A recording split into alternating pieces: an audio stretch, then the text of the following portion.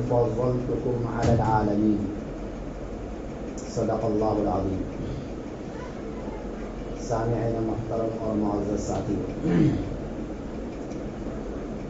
اس دنیا میں 3 بڑے مذاہب ہیں جو اللہ کی طرف سے ہیں. اس میں سب سے پہلا مذہب یہودیت والا مذہب ہے،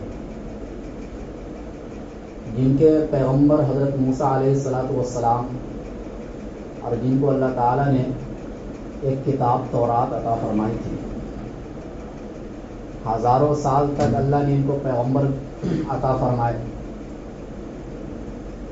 اس کے بعد دوسرا بڑا مذہب جو آتا ہے وہ عیسائیوں کا آتا ہے، اور پھر اسلام. یہ تینوں اللہ ہی کی طرف سے مذاہب ہیں. کسی زمانے میں یہودیت برحق مذہب تھا اللہ کی طرف سے، جب تک عیسیٰ علیہ السلام نہیں آئے تھے. جب عیسیٰ علیہ السلام آئے، ان کو نئی کتاب ملی جس کو انجیل کہا جاتا ہے، تو اب اس زمانے کے لحاظ سے صحیح مذہب اور اسلام والا مذہب عیسائی بن گیا. جب تک ہمارے نبی نہیں آئے تھے. جب ہمارے نبی صلی اللہ علیہ وسلم اس دنیا میں تشریف لے کر آ گئے، تو اب صحیح مذہب اور اسلام والا مذہب وہ ہوگا جو قرآن اور حدیث میں ہے. تو اس طریقے سے اللہ تعالیٰ زمانے کے اعتبار سے نبیوں کو اور کتابوں کو بدلتے رہے، حتیٰ کہ ہمارے نبی صلی اللہ علیہ وسلم پر ہر چیز آخری ہو گئی. اب اس کے بعد نہ کوئی نئی کتاب، نہ نئی شریعت آئے گی، نہ کوئی نیا نبی آئے گا. لیکن اس قرآن کریم کے اندر سب سے زیادہ یہودیت کے بارے میں بات کی گئی ہے. آپ جب قرآن کریم کا مطالعہ کریں گے تو سب سے زیادہ واقعہ قرآن کریم میں جو آئے گا وہ حضرت موسیٰ علیہ السلام کا آتا ہے، اور موسیٰ علیہ السلام کی قوم یعنی یہودی کا ذکر آتا ہے. آخر اس کے پیچھے راز کیا ہے؟ قرآن اللہ کا کلام ہے، اس میں کوئی بھی واقعہ یوں ہی اتفاقاً نہیں آ جاتا ہے، اس میں کوئی لفظ بھی یوں ہی اتفاقاً نہیں آتا ہے. بہت ہی ناپ تول کر اس میں الفاظ کو لائے جاتے ہیں، کیونکہ وہ اللہ کا کلام ہے. اس کی وجہ یہ ہے کہ اس امت میں بھی وہ تمام خرابیاں پیدا ہوں گی جو کسی زمانے میں یہودیوں میں پیدا ہوئی تھی. اس امت پر بھی وہ تمام قسم کے عذاب آئیں گے جو کسی زمانے میں یہودیت پر عذاب آئے تھے.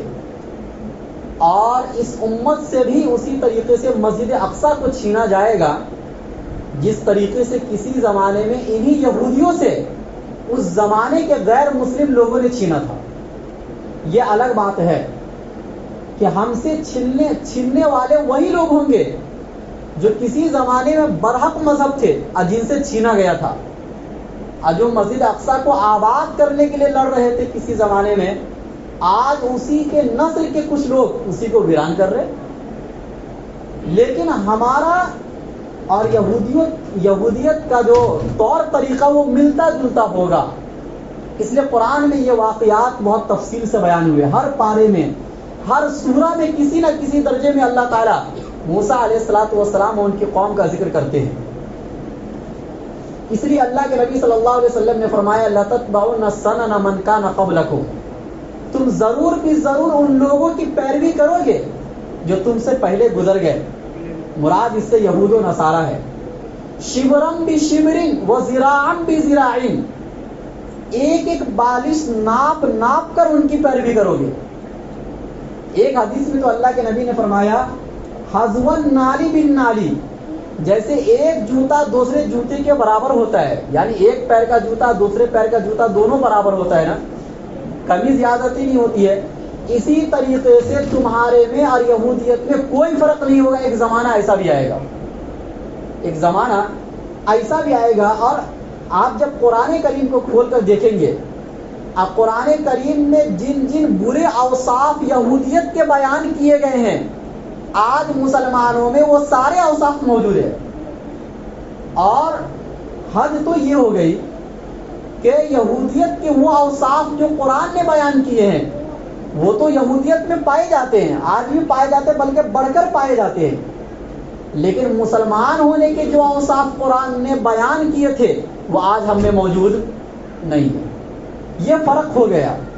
اس کی وجہ یہی ہے کہ اللہ کے نبی صلی اللہ علیہ وسلم نے جو 1400 سال پہلے کہا تھا کہ اگر کوئی یہودی کسی گوہ کے سوراخ میں داخل ہوگا، گوہ ایک قسم کا جانور ہے، اس کا سوراخ کتنا تنگ ہوتا ہے، اگر کوئی یہودی اس سوراخ میں داخل ہونے کی کوشش کرے گا تو میری امت میں سے بھی کوئی ایسا شخص ہوگا جو اس کے پیچھے اس سوراخ میں داخل ہو جائے گا، مطلب مشکل سے مشکل کام کرنے کو تیار ہو جائے گا ان کی اتباع میں، ان کی پیروی میں۔ حتیٰ کہ اللہ کے نبی نے تو یہاں تک فرمایا کہ اگر بنی اسرائیل کا کوئی آدمی اپنی ماں سے زنا کیا ہوگا تو میری امت میں بھی کوئی ایسا شخص پیدا ہوگا جو اپنی ماں سے زنا کرے گا۔ اگر بنی اسرائیل اور یہودیت میں 72 فرقے ہوئے تھے جو سب کے سب جہنمی ہیں، تو میری امت میں اس سے بڑھ کر 73 فرقے ہوں گے اور سب کے سب جہنمی ہوں گے، ان میں سے ایک فرقہ جنت میں جائے گا۔ تو پتہ چلا کہ یہودیت کا اور اسلام کا بہت حد تک تعلق ہے، اس لیے قرآن نے ان واقعات کو بار بار بیان کر کے ہمیں نصیحت دی ہے کہ کہیں ایسا تو نہیں کہ جو اوصاف ان میں پائے جاتے تھے وہ تمہارے اندر بھی پائے جا رہے ہیں، اور کہیں ایسا تو نہیں کہ انہی اوصاف کی بنیاد پر میں نے ان لوگوں کو ہلاک کیا تھا، کہیں تم بھی تو ہلاکت کے دہانے پر نہیں جا رہے ہو۔ اچھا، یہ یہودی قوم ایسی ہے جن کو بنی اسرائیل کہا جاتا ہے، جو اسرائیل میں آباد ہے، ابھی انہی کو یہودی کہا جاتا ہے۔ ان پر اللہ نے شروع میں بہت نعمتیں فرمائی، بہت زیادہ، جس کا ذکر اللہ تعالیٰ نے سورہ بقرہ میں بہت تفصیل سے ایک پارے تک فرمایا ہے۔ اللہ تعالیٰ نے تو سب سے پہلے اس قوم کو یہ فرمایا کہ اس وقت کی سب سے پسندیدہ قوم تم ہو میری، حتیٰ کہ تورات اور انجیل کے اندر پیار سے ان لوگوں کو اپنا بیٹا اللہ نے کہا۔ یہ پیار سے جیسے انسان ایک دوسرے کو کہہ دیتا ہے اس معنی کر کے، لیکن اس کو یہ لوگ حقیقی سمجھ لیے کہ ہم تو اللہ کے بیٹے ہیں، جنت ہماری ہے، ہم کچھ بھی کریں ہمیں کوئی فرق پڑنے والا نہیں ہے۔ اس کے بعد اللہ تعالیٰ نے ان لوگوں کو فرعون کے ظلم و ستم سے نجات دی، جس ظلم و ستم سے نجات کی کوئی امید ان لوگوں کو نہیں تھی۔ ایسی غلامی کی زندگی اور ایسا ظلم و بربریت، کسی زمانے میں یہ لوگ بہت ہی مظلوم تھے، اور فرعون کا ظلم و ستم ان کے اوپر بہت حد تک بڑھ چکا تھا۔ اللہ تعالیٰ نے انہی ظلم و ستم سے بچانے کے لیے حضرت موسیٰ علیہ السلام اور ان کے بھائی حضرت ہارون علیہ السلام کو پیدا فرمایا۔ ان دو پیغمبروں کے ذریعے سے اللہ تعالیٰ نے ان کو اس ظلم و ستم کی زندگی سے نجات دی۔ اور اللہ کا یہ فیصلہ ہوتا ہے کہ کوئی بھی مظلوم ہمیشہ مظلوم نہیں ہوتی ہے، کوئی بھی قوم، اور کوئی بھی ظالم انسان ہمیشہ ظالم نہیں ہوتا ہے، یہ اللہ کا نظام ہے۔ اسی وجہ سے اس واقعے کو بھی اللہ نے بار بار بیان کیا ہے کہ دیکھو میں نے کسی زمانے میں ایسا کیا ہے، اور جس طریقے سے اس وقت کے حالات ایسے نہیں بتا رہے تھے کہ کبھی یہ مظلوم قوم نجات پائے گی، ایسے آج کے حالات بھی ایسے نہیں لگتے کہ ہم لوگ کبھی نجات پائیں گے، لیکن اللہ تعالیٰ انہی میں سے کسی ایک کو ایسا بنا کر پیدا فرما دیتے ہیں کہ جو پوری قوم کی کشتی کو کنارے پر جا کر لگا دیتے ہیں۔ اور جس طریقے سے اس زمانے میں فرعون بچے کو ٹارگٹ بنایا تھا کہ تاکہ یہ بچے بڑے ہو کر ہماری حکومت اور سلطنت کو ختم نہ کر دے، تو آج کے زمانے کے فرعون بھی مسلمانوں کے بچوں کو ہی ظلم و ستم کا نشانہ بنا رہے ہیں کہ تاکہ یہ بچے بڑے ہو کر کہیں ہماری حکومت اور سلطنت کو ختم نہ کر دے۔ حالانکہ یہ بہادری نہیں ہے، یہ کوئی طاقتور قوم کی علامت اور نشانی نہیں ہے۔ طاقتور تو صحابہ کرام تھے، مسلمان تھے، جو کسی بڑے فوج کو ٹارگٹ بناتے تھے۔ قوم میں رہنے والے کمزور، ضعیف، عورت، بچے، ان کو ٹارگٹ کبھی بھی نہیں بناتے تھے۔ جو لڑنے کے لیے آتے تھے، جو لڑاکو قوم ہوا کرتی تھی، ان سے مقابلہ ہوتا تھا ہمیشہ، اور یہی اصل لڑائی کا طریقہ ہوتا ہے۔ لیکن ہر زمانے کا جو ظالم انسان ہوتا ہے وہ چونکہ بزدل ہوتا ہے، اس کے دل میں ڈر اور خوف ہوتا ہے، وہ ہمیشہ اپنی حکومت کو بچانے کی فکر میں رہتا ہے، اس لیے وہ ہمیشہ بچوں کو ٹارگٹ بنا کر بڑے لوگوں کو اس بات پر مجبور کرتے کہ تم مقابلے کے لیے آگے نہ بڑھو، کیونکہ بچے کی محبت ہر انسان کے دل میں ہوتی ہے، وہ اس کی وجہ سے ٹوٹ جاتے ہیں۔ لیکن جن کا ایمان مضبوط ہوتا ہے، جن کا دل مضبوط ہوتا ہے، وہ کبھی ایسی حرکتوں سے وہ خوف نہیں کھاتے ہیں، وہ مایوس نہیں ہوتے ہیں، اور ہمیشہ پر امید ہو کر وہ آگے بڑھتے ہیں۔ بہرحال اللہ تعالیٰ نے ان کو ایک نعمت عطا فرمائی کہ فرعون کے ظلم و ستم سے اللہ تعالیٰ نے ان لوگوں کو نجات دلایا. النجات بھی اس طریقے سے دلایا کہ جب یہ لوگ سمندر پار کرنے لگے تو اللہ تعالیٰ نے ان کو سمندر میں راستہ دیا تھا، اور اس چیز کو ان لوگوں نے اپنی آنکھوں سے دیکھا. جب سمندر وہ پار کر گئے، پیچھے فرعون کا لشکر آیا اور اللہ تعالیٰ نے ان کو ان کے سامنے، ان کی نظروں کے سامنے ڈبایا. یہ بہت بڑی نعمت تھی جس کو انہوں نے اپنی آنکھوں سے دیکھا تھا. اس کے بعد ان لوگوں نے یہ سب نعمت دیکھنے کے بعد بھی بچڑے کی عبادت شروع کر دی ہے. کسی بچڑے کو ان لوگوں نے اپنا خدا بنا لیا، اللہ نے اس کو بھی معاف کر دیا. اسی طریقے سے کسی وادی کے اندر اللہ تعالیٰ نے ان کو 40 سال تک قید میں رکھا، چونکہ یہ لوگ، ان کو اللہ نے حکم دیا تھا کہ فلسطین کو فتح کرنا ہے. جب یہ لوگ آگے نہیں بڑھے تو اللہ تعالیٰ نے ایک میدان میں ان لوگوں کو 40 سال تک قید میں رکھا. لیکن وہاں پر بھی انعامات، اللہ نے بادل کا سایہ کیا، اللہ نے من و سلوہ اتارا. 40 سال تک کھانا پکانے کی ضرورت ان لوگوں کو نہیں پڑی. ان کی قوم میں 70 ایسے لوگ تھے جن کو اللہ نے اپنا کلام، اپنی آواز سنائی ہے. موسیٰ علیہ الصلوۃ والسلام کے کہنے پر، موسیٰ علیہ الصلوۃ والسلام تو بات کرتے ہی تھے، اللہ کی بات سنتے ہی تھے، لیکن ان کی قوم میں سے 70 لوگوں کو اللہ تعالیٰ نے ان کی ناشکری کی بنیاد پر، کہ یہ لوگ یہ کہنے لگے تھے کہ یہ تورات اللہ کا کلام ہے یا موسیٰ علیہ الصلوۃ والسلام اپنی طرف سے بنا کر لائے، ہمیں یقین نہیں ہو رہا ہے. اگر اللہ اپنی زبان سے یہ کہہ دیں گے کہ یہ میری کتاب ہے تو میں مان لوں گا. تو 70 لوگوں کو موسیٰ علیہ الصلوۃ والسلام لے کر گئے تھے یہ بات سنانے کے لیے. بہرحال انعامات کی بہت لمبی فہرست ہے، لیکن ان انعامات کے باوجود یہ قوم ہمیشہ نافرمانی پر ڈٹی رہی، جس کا ذکر اللہ تعالیٰ نے قرآن کریم میں فرمایا. اتنی نافرمان قوم کہ ان لوگوں نے اللہ تک کی نافرمانی کی، بے ادبی کی. چنانچہ نبی صلی اللہ علیہ وسلم پر جب زکوٰۃ کے احکام اترے کہ اپنے مال میں سے زکوٰۃ نکالو، تو اس موقع پر ان لوگوں نے اللہ کو فقیر کہا، نعوذ باللہ. اللہ نے اس کا ذکر قرآن میں فرمایا، لقد سمع اللہ قول الذین قالوا ان اللہ فقیر ونحن اغنیاء. ان لوگوں نے کہا کہ اللہ فقیر ہے، ہم لوگ مالدار ہیں. حالانکہ ان کے عقیدے میں بھی ایسا تھا کہ اللہ فقیر نہیں ہے، لیکن مسلمانوں کا مذاق اڑانے کے لیے اپنے ہی اللہ کو یہ لوگ فقیر کہہ رہے تھے، فقیر کی نسبت اللہ کی طرف. ایک موقع پر اللہ تعالیٰ نے ان پر قحط سالی کو اتارا. جب یہ لوگ اللہ کی نافرمانی کیے، نبیوں کی نافرمانی کیے، تو قحط سالی کو اللہ نے اتارا، سوکھا پڑ گیا، خشکی آ گئی زمین میں. تو ان لوگوں نے اللہ کو بخیل تک کہا. وقالت الیہود ید اللہ مغلولہ. ان یہودیوں نے یہ کہا کہ اللہ نعوذ باللہ بخیل ہے، اس لیے وہ بارش نہیں اتارے، رزق ہمارا روک لیے. حتیٰ کہ نبیوں کی نافرمانی کی.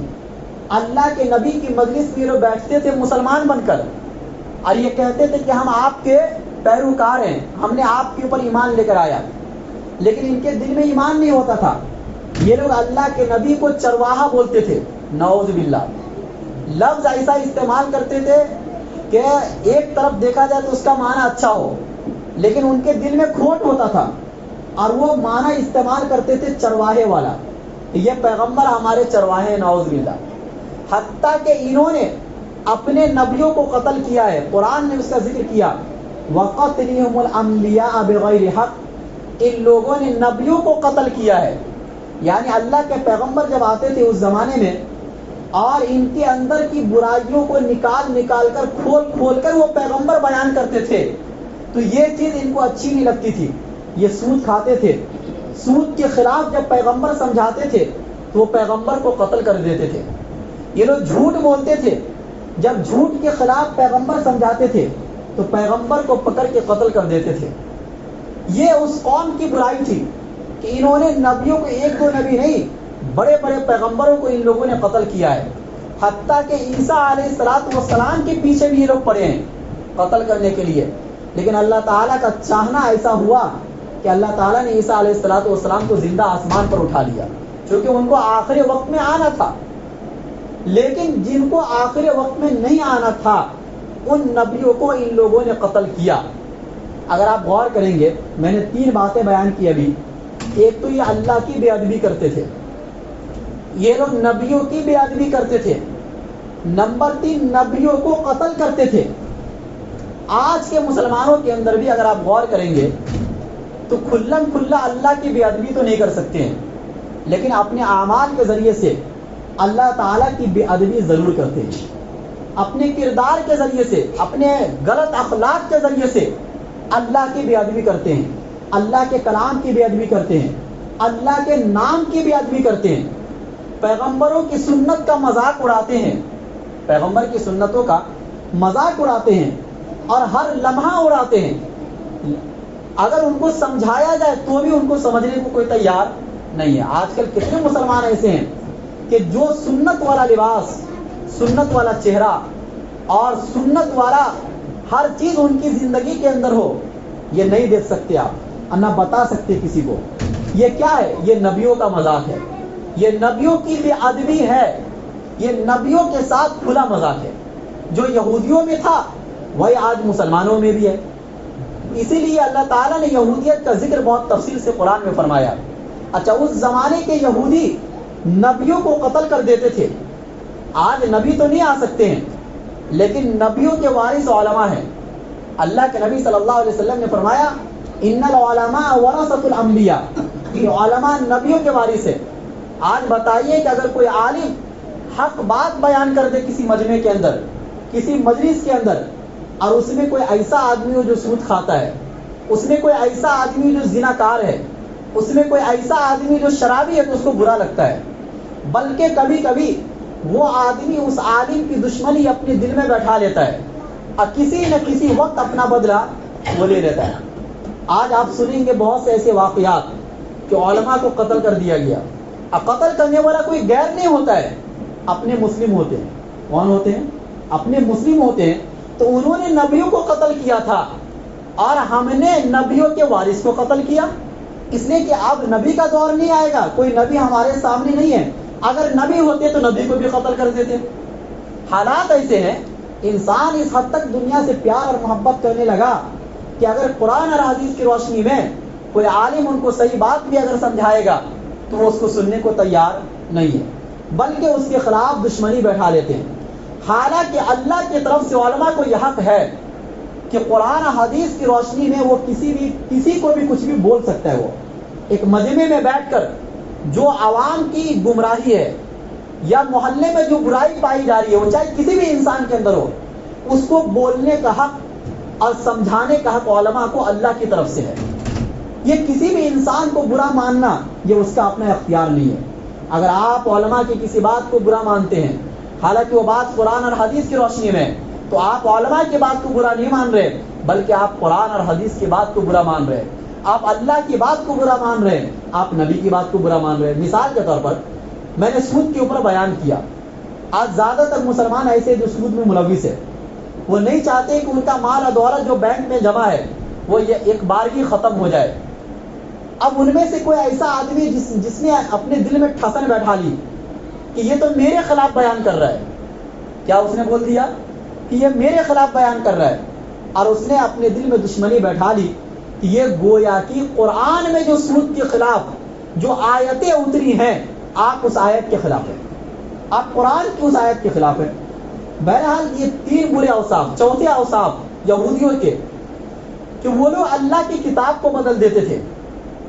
ان کے علماء ہی امیروں کے لیے الگ حکم اور غریبوں کے لیے الگ حکم بناتے تھے، اور یہ کہتے تھے کہ یہ اللہ کی کتاب ہے، حالانکہ وہ اللہ کی کتاب نہیں ہوتی تھی۔ مثال کے طور پر ہمارا قرآن عربی میں ہے اور حدیث ہی عربی میں ہے، مجھے عربی زبان آتی ہے، میں اپنی طرف سے عربی بنا کر پیش کر دوں اور یہ کہہ دوں نعوذ باللہ یہ اللہ کی کتاب ہے، یہ اللہ کا کلام ہے، یہ کتنا بڑا گناہ ہے کہ اللہ کا کلام نہیں ہے، لیکن عربی زبان پر مہارت کی وجہ سے آپ نے ایسا کلام بنا دیا کہ جس سے پبلک کو کنفیوز کر دیا آپ نے۔ اب پبلک نے یہ سمجھ لیا کہ اللہ ہی کی کتاب ہے۔ ہوتا یوں تھا کہ اس زمانے میں کوئی کسی رئیس اور بڑے مالدار کا بیٹا اگر زنا کر لیتا تھا تو اس کی سزا وہ لوگ رجم نہیں بتاتے تھے، حالانکہ ان کی کتاب تورات میں بھی وہی حکم ہے جو قرآن میں حکم ہے کہ کوئی اگر زنا کر لے تو اس کو پتھر مار مار کر ہلاک کر دو، اس کو رجم کہا جاتا ہے۔ لیکن وہ لوگ مالداروں کے ساتھ ایسا نہیں کرتے تھے ان کے علماء، لیکن اگر کوئی غریب آتا تھا تو فوراً حکم دیتے تھے اس کو بیچ میدان میں لے جا کے رجم کر دو۔ اگر کوئی مالدار آدمی شراب پیتا تھا تو بولتے تھے کوئی بات نہیں ہے توبہ کر لو، بس سائڈ سے 10,000 روپیہ دے دو جیب میں. یہ رشوت، اللہ کی کتاب میں رشوت. اور اگر کوئی غریب شراب پی لیا فوراً سزا دو. یعنی جس سے پیسہ ملنے کی امید ہوتی تھی ان پیسوں کی وجہ سے اللہ کی کتاب کو بدل دیا کرتے تھے. اسی وجہ سے تورات اور زبور اور بائبل آج اپنی اصلی شکل میں نہیں ہے. رہا مسئلہ قرآن کا، قرآن کی حفاظت کی ذمہ داری اللہ نے لی ہے. اب قرآن چونکہ اللہ کا کلام ہے اس لیے اس میں کوئی تبدیلی نہیں کر سکتا، یعنی لفظی تبدیلی تو کوئی نہیں کر سکتا ہے جیسا کہ ان کتابوں میں ہوا، لیکن اس کے معنی کو بدل دینا یہ آج بہت سے لوگ کر رہے ہیں. ایسا معنی پیش کرتے ہیں کہ ہر انسان اپنے اپنے مطلب کا معنی نکالتے ہیں اپنی دکان چمکانے کے لیے، اپنے مطلب کی باتیں کرتے ہیں، اب قرآن سے دلیل نکالتے ہیں. یہ معنوی تحریف ہے. اور اسی طریقے سے لفظی تحریف بھی بہت سی جگہوں پر ہوتا ہے کہ بہت سے مقامات پر آپ ایسی تراویح سنیں گے کہ صرف پیسہ کمانے کی غرض سے 3 جگہ تراویح پڑھانا ہوتا ہے. 10 دن کہیں اور پڑھا لیے، 6 دن کہیں اور پڑھا لیے. وہ قرآن ایسا پڑھتے ہیں کہ قرآن کے لفظ بھی سمجھ میں نہیں آتے ہیں. ایک آیت کسی پارے سے اٹھا لیا، دوسری آیت کسی دوسرے پارے سے اٹھا لیا، اور تیسری آیت کسی تیسرے پارے سے اٹھا لیا، اور وہ ایسا پڑھیں گے کہ آپ کو ایسا لگے گا وہ قرآن پڑھ رہے ہیں، حالانکہ وہ قرآن نہیں ہے. حالانکہ آپ نے پیسہ کمانے کی غرض سے اس امت میں بھی ایسا ہوا کہ آپ نے قرآن اس طریقے سے پڑھنا شروع کر دیا کہ جو اس کے پڑھنے کا حق نہیں تھا. تو آج بھی قرآن کریم کے ساتھ یہ تحریف ہو رہا ہے جو کسی زمانے میں یہودی کیا کرتے تھے. اس لیے اللہ تعالیٰ نے اس اوصاف کو قرآن میں بیان کیا اور یہ کہا کہ یہ بہت برے اوصاف تھے. اس کی وجہ سے انسان تو کافر ہو جائے گا، اسلام سے نکل جائے گا. اللہ کے کلام کے ساتھ مذاق اور اللہ کے کلام کے ساتھ یہ تحریف انسان کو اسلام سے نکال دے گا. اسی طریقے سے یہ 4 برے اوصاف ہوئے. 5ویں برے اوصاف، وعدہ توڑنا. یہ یہودیوں کی سب سے فطری صفت ہے، ان کے رگ رگ میں گھسا ہوا ہے کوئی وعدہ کر کے اس کو توڑ دینا. اسی وجہ سے مدینہ کے اندر 3 بڑے یہودی کے قبیلے آباد تھے، بنو نذیر، بنو قریظہ اور بنی قینقاع. ان تینوں یہود کے قبیلے کو اللہ کے نبی نے مدینے سے باہر صرف اسی بنیاد پر کیا تھا کہ ان سے جو وعدہ ہوا تھا ان وعدوں کو ان لوگوں نے توڑ دیا تھا. حتیٰ کہ حضرت عمر فاروق نے طائف سے بھی باہر اس لیے کیا تھا کہ یہ اپنے کیے ہوئے وعدے پر قائم نہیں تھے. اور آج بھی جو یہودی آپ ان کو دیکھ سکتے ہیں کہ وہ بھی اقوام متحدہ کے جو قوانین ہیں ان قوانین کو بار بار توڑتے ہیں، اور اس توڑنے میں ان کو کوئی فکر لاحق نہیں ہوتی ہے. کیوں؟ اس لیے کہ قرآن نے بیان کیا کہ وعدے کو توڑنے میں ان کو خوشی محسوس ہوتی ہے. یہ کسی سے اپنا کیا ہوا وعدہ کبھی زندگی میں پورا نہیں کر سکتے ہیں. یہ ان کی خاص صفت ہے جو اس چیز کو تورات میں بیان کیا گیا، انجیل میں بیان کیا گیا، اور اسی بات کو قرآن کریم کے اندر بھی بیان کیا. لیکن غور کرو کہ آج کے مسلمانوں میں یہ بات نہیں پائی جاتی ہے. جو کل کے یہود تھے آج کے مسلمان بھی ویسے ہی ہے کہ وہ بات بات پر وعدہ اتنا توڑتے ہیں کہ آج کے مسلمانوں کے بارے میں خود مسلمان یہ کہنے لگ گئے کہ آج کے یہود اور عیسائی اچھے ہیں، مسلمان اچھے نہیں ہیں. معاملات کرنے میں ڈر لگتا ہے. آپ کوئی بزنس کر رہے ہیں، آپ کسی غیر کے ساتھ لاکھوں روپے کا ڈیل کر لیں گے، لیکن مسلمان کے ساتھ کرنے میں ڈر لگتا ہے کہ یہ اپنے وعدے سے پھر نہ جائے، یہ اپنے لکھے ہوئے سگنیچر سے کہیں بعد میں بدل نہ جائے. یہ مسلمانوں کا کام ہو رہا ہے آج کل. کلم عام عہد کو توڑنا، وعدوں کو توڑنا، یہ منافقت ہے اور یہ یہودیت ہے جس کو اللہ تعالیٰ نے قرآن کریم کے اندر بیان کیا. اسی طریقے سے اللہ نے ان کی ایک خاص صفت یہودیت کی بیان کی، ان میں تکبر پائی جاتی تھی. افکلما جاءکم رسول بما لا تہوی انفسکم استکبرتم ففریقا کذبتم وفریقا تقتلون. اسی تکبر کی بنیاد پر کبھی تو نبیوں کو جھٹلا دیتے تھے اور کبھی تو نبیوں کو قتل کر دیتے تھے. کیا آج کے مسلمانوں میں تکبر نہیں ہے؟ کوٹ کوٹ کر تکبر بھرا ہوا ہے. اسی طریقے سے اس زمانے کے یہودیوں میں حسد اتنا بھرا ہوا تھا کہ اسی حسد کے نتیجے میں اللہ کے نبی کو جاننے کے باوجود، پہچاننے کے باوجود کہ یہ آخری پیغمبر ہے، یہی وہ آخری پیغمبر ہے جن کے آنے کی تمنا ہم صدیوں سے کر رہے تھے، لیکن یہ پیغمبر ہماری قوم میں پیدا نہیں ہوئے بلکہ عربوں میں پیدا ہوئے اس حسد کی بنیاد پر پیغمبر پر ایمان نہیں لائے وہ لوگ. اتنا بڑا حسد کہ آپ نے جنت کے بدلے جہنم کو خرید لیا, آپ نے ہدایت کے بدلے گمراہی کو خرید لیا, آپ نے نعمتوں کے بدلے آگ کو خرید لیا. کیا آج کے مسلمان کے اندر یہ حسد نہیں پائی جاتی ہے کہ وہ حسد کی بنیاد پر اتنا آگے نکل رہے ہیں کہ اللہ کی بھی نافرمانی کر رہے ہیں اور رسول اللہ کی بھی نافرمانی کر رہے ہیں؟ یہی حسد ہے, یعنی ایک دوسرے سے آگے بڑھنے کی ہرس انسان کو حرام کی طرف لے کے جاتی ہے. یہ لالچ, پیسوں کی لالچ کی پورا آدمی, اس کے بنگلے ہو گئے, اس کے گھر ہو گئے, اس کی گاڑیاں ہو گئی, وہ لاکھوں کما رہا ہے, وہ بینک میں لاکھوں روپیہ جمع کر کے رکھا ہے, ہم اتنے پیچھے کیوں ہیں؟ چنانچہ پھر وہ سودی لین دین کی طرف آگے بڑھتا ہے اور پھر وہ لاکھوں لاکھ روپیہ کمانا شروع کر دیتا ہے. لیکن یہ لاکھوں لاکھ روپیہ یہ ایسا ہے گویا آپ اپنے پیٹوں میں آگ کو بھر رہے ہیں, آپ آگ بھر رہے ہیں, آپ اللہ سے گویا کہ کھلم کھلا اعلان جنگ کر رہے ہیں, رسول اللہ سے کھلم کھلا اعلان جنگ کر رہے ہیں. یہ ان کے برے اوصاف تھے. اسی طریقے سے ان میں دھوکہ دہی, یہ عام ہے دھوکہ دینا, ایسا عام تھا کہ وہ صبح کے وقت میں اللہ کے نبی پر ایمان لاتے تھے. صبح میں اللہ کے نبی پر ایمان, یہ قرآن نے بیان کیا ہے, صبح میں اللہ کے نبی پر ایمان لاتے تھے تاکہ جو کفار مکہ اس زمانے کے تھے وہ لوگ بھی دیکھ کر اسلام لے کر آ جائے. شام جب ہوتی تھی تو وہ اللہ کے نبی کا انکار کر دیتے تھے اور کہتے تھے کہ ہم نے اپنی کتابوں میں جو نبیوں کی علامتیں پڑھی تھی وہ علامتیں ان میں موجود نہیں ہیں, حالانکہ وہ جھوٹ بولتے تھے. ایسا کیوں کرتے تھے؟ تاکہ جو لوگ اسلام لائے ہیں ان کے دل میں شک و شبہ پیدا ہو جائے اور وہ لوگ اسلام سے پھر جائے. کیونکہ اس زمانے کے کفار مکہ یہود کو پڑھا لکھا سمجھتے تھے. جب پڑھے لکھے لوگ ایسے کریں گے تو وہ لوگ یہ بولیں گے کہ ہاں بھائی ان کا کہنا صحیح ہے, ہم بھی اسلام سے پھر جاتے ہیں. اس طریقے کی حرکتیں یہ لوگ کیا کرتے تھے. ان کے علماء دوسروں کو برائی سے روکتے تھے, لیکن جب وہ لوگ رکے نہیں تو بعد میں ایسا ہوا کہ علماء اور عوام برائی کرنے میں برابر ہو گئے. مطلب ایک مجلس میں علماء اور عوام دونوں مل کے شراب پی رہے ہیں. یہ یہودیت میں ایسا ہوا, ایک مجلس میں دونوں مل کر اللہ کی نافرمانی کر رہے ہیں. گانے کی مجلسیں لگ رہی ہیں, شراب کی مجلسیں لگ رہی ہیں, ان میں علماء بھی عوام بھی ہے. یہ ان کے اندر ہونے لگا اور آج بھی بہت سے علاقوں میں ایسا ہے اور اس طریقے کی حرکتیں ہو رہی ہیں. تو کہنے کا مطلب یہ ہے کہ قرآن کریم نے جن برے اوصاف کو یہودیت کے بارے میں ذکر کیا تھا وہ برے اوصاف آج کے مسلمانوں میں بھی موجود ہے.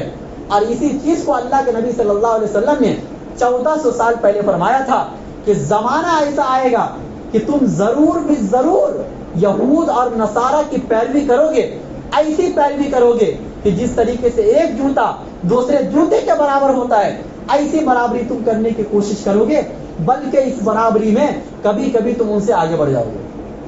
اس برابری میں کبھی کبھی تم ان سے آگے بڑھ جاؤ گے, کیونکہ وہ تو گمراہ پہلے سے ہیں, ان کے پاس اب کوئی کتاب اصلی بچی نہیں, وہ اپنے پیغمبر کو بھی مکمل نہیں مانتے ہیں.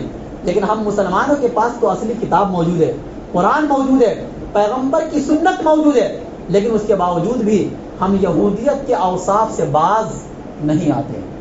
تو یقین جانو کہ پھر جو عذاب یہودیت پر آئے تھے وہی عذاب ان مسلمانوں پر بھی آئے گا, جس کو انشاءاللہ میں اگلے ہفتے بیان کروں گا کہ ان یہودیت پر اللہ نے کس کس طریقے کے عذاب بھیجے تھے پہلے اور آج بھی ہے ان پر, اور کیا مسلمانوں پر بھی اس قسم کے عذاب آ سکتے ہیں یا نہیں آ سکتے ہیں. یہ قرآن ہمارا کیا کہتا ہے. اللہ ہم سب کو کہنے سننے سے زیادہ عمل کرنے کی توفیق نصیب فرمائے.